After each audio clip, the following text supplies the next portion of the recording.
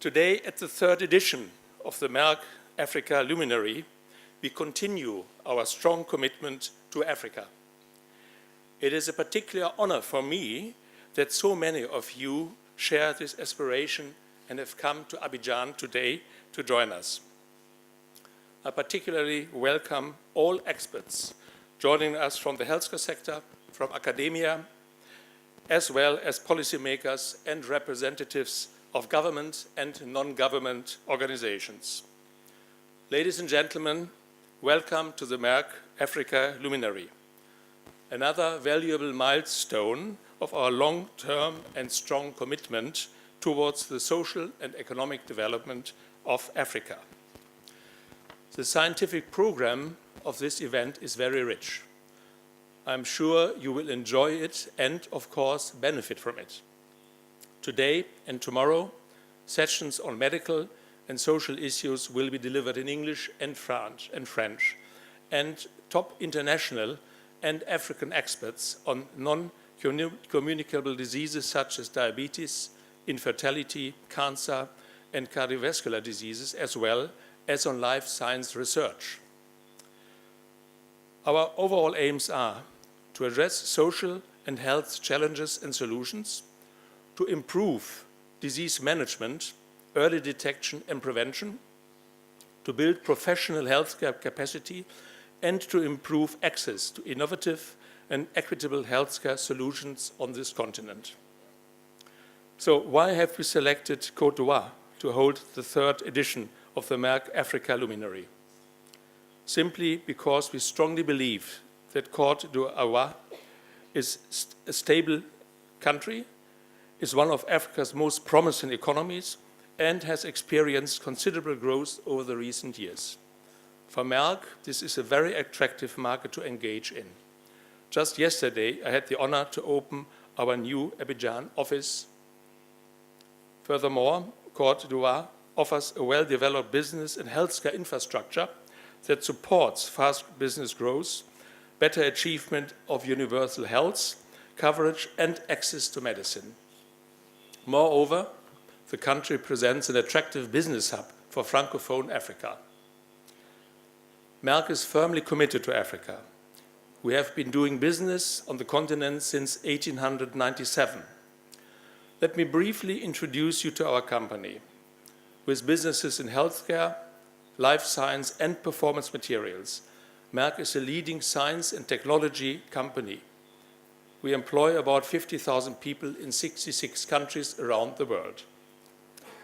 Our company's roots can be traced back to the year 1668, when my ancestor, Friedrich Jakob Merck, acquired the Angel Pharmacy in Darmstadt in Germany. That makes Merck the oldest pharmaceutical and chemical company in the world. And the Angel Pharmacy still exists and is run by a cousin of mine, since 348 years in family ownership.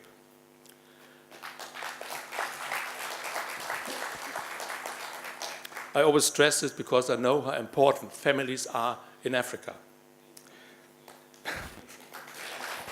Thank you. Merck is still a family-owned company. About 70% of the total capital is controlled by my family.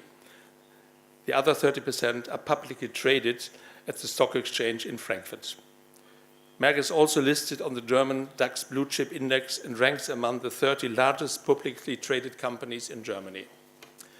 As a family company, and that makes a difference, Merck takes a different approach than most other listed companies. We are not financial investors. We are considering ourselves as entrepreneurial-minded owners with a long-term horizon. We think in generations and not in quarters.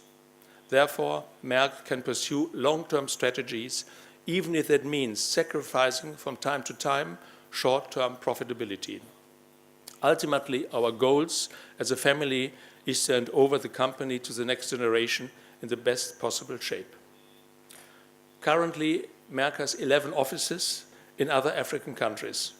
We employ more than 500 people across the continent, and I assure you we will further grow our African business in the future. Africa is important for Merck. It is the birthplace of humanity, and it is the continent of the future. We believe strongly in that. Africa is the home of many nations, cultures, and peoples. Its population is young and rapidly growing, from more than 1 billion today to more than 2.4 billion by 2050. In terms of health, Africa has seen quite some improvements over the last decade. Child, maternity, and adult mortality rates have declined. Life expectation at birth has risen. However, there is still a very long way to go until Africa catches up with the rest of the world. Diseases such as HIV and AIDS and malaria still pose a huge problem. At the same time, non-communicable diseases like cancer, heart disease, and diabetes are on the rise. Moreover, the healthcare infrastructure remains fragmented and limited in its capacity. Financially and technically, it clearly does not meet the healthcare challenges I just outlined. I'm convinced that Merck can make a difference in Africa, and we want to make a difference. Let me briefly introduce you to some of our initiatives on this continent, which have also been described in the video you will see later. Capacity building is at the center of this conference, and it is the focus of Merck's Capacity Advancement Program. I have attended several events with the frame of this program across Africa. I wholeheartedly support its great initiative, which provides promising medical students at African universities with European accredited diabetes management courses so that they become diabetes ambassadors, especially in rural areas. The Merck Capacity Advancement Program aims to expand Africa's professional capacities in areas such as research, diabetes, cancer, infertility, and other non-communicable diseases, with a special emphasis on rural areas. We all know that the lack of financial means is not the only challenge in Africa. In fact, the biggest challenge is the scarcity of trained healthcare personnel, capable to tackle the prevention, diagnosis, and management of non-communicable diseases. To provide medical students with clinical diabetes and hypertension management courses is indeed a very innovative program, especially regarding diabetes. University students are important drivers to create public awareness on the prevention and control of the disease, which has been on the rise over the recent years in all over Africa, and actually all over the world. Unfortunately, diabetes is not the only rising non-communicable disease in Africa, so is cancer.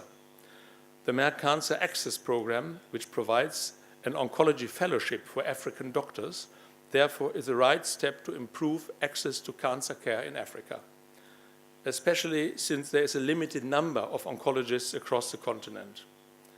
This is a real challenge for the Merck African Oncology Fellowship. Cancer care in Africa needs a substantial improvement in infrastructure and, most importantly, an increase in the number of specialized personnel, which is lacking in many sub-Saharan African countries. The African Oncology Fellowship has started in Kenya already, in partnership with the University of Nairobi, and in India, where we cooperate with Tata Memorial Hospital for doctors from Africa, as we have seen or will see in the video to come. Another important program that we initiated in Africa is our More Than a Mother campaign. You are going to hear more about it tomorrow. This campaign has been kicked off in 2015 in partnership with Women of Parliament, the African Fertility Society, and Ministries of Health in many countries. We are fully supporting this initiative, which is very close to my heart. I firmly believe in the importance of empowering women, especially the underprivileged segment of childless women, who are stigmatized and discriminated in many cultures for not being able to have children and start a family. Beyond these projects, Merck is partnering with the World Health Organization to fight schistosomiasis, the neglected tropical disease that affects approximately 260 million people in Africa. About 200,000 die from each year from this disease, mostly of them in sub-Saharan Africa. Since 2008, Merck has donated about 350 million tablets of praziquantel to the World Health Organization. Praziquantel is the most effective treatment for the disease, and it has been developed and is produced by Merck. To meet the global eliminating schistosomiasis once and for all, Merck has committed to supply up to 250 million praziquantel tablets to the World Health Organization each year, free of charge. In addition to this, our company is engaged in a consortium to develop a pediatric formulation for the drug so that children under the age of 6 can be treated as well. So you see, a lot of activities are going on. Together, we commit to Africa. The challenge this continent is facing are huge, but they are not insurmountable. It takes dedicated leadership and profound expertise, like demonstrated by the participants of this conference. I look forward to a great Africa Luminary event. Thank you very much.